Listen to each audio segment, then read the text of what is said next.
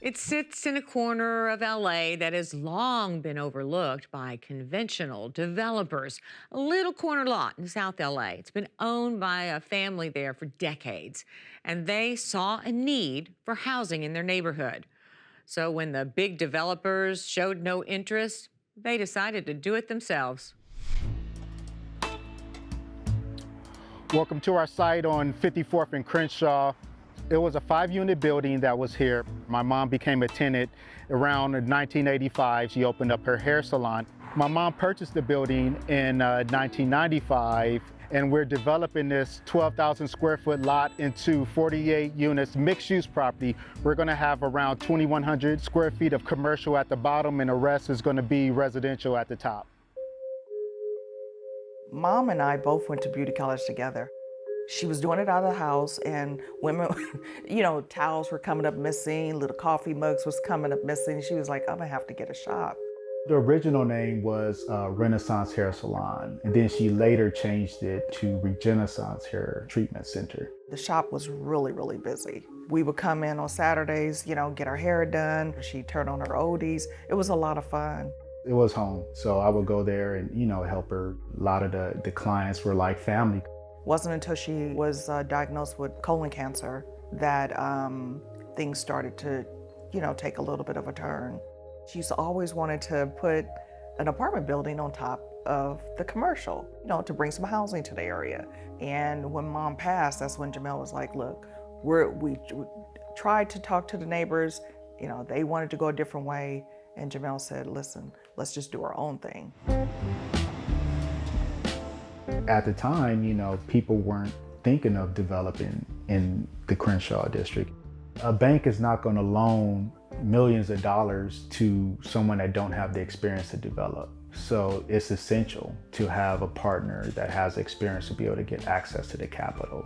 I took numerous meetings with a lot of West Side developers that didn't have much interest in the South LA area. It was tough.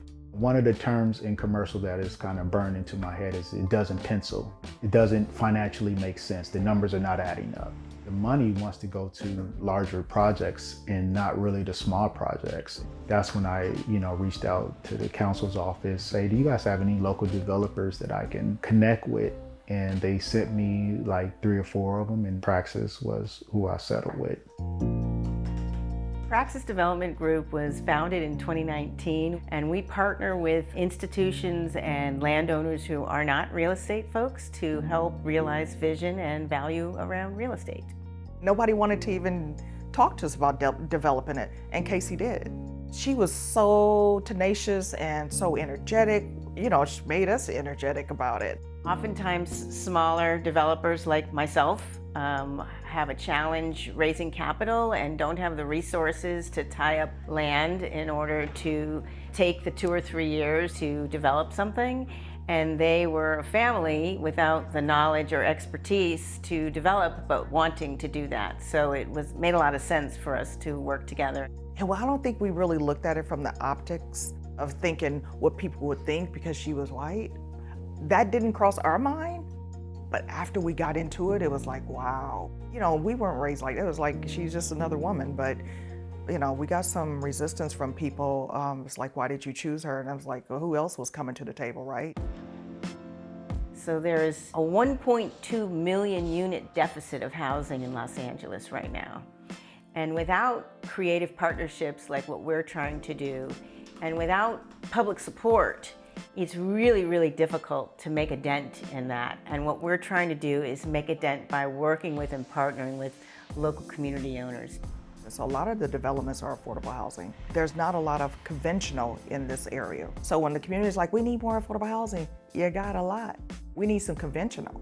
When my daughter graduated college, it's like they want to come back and live in their community, but they make just a smidge too much to qualify for the affordable buildings, right? So our building is going to be that.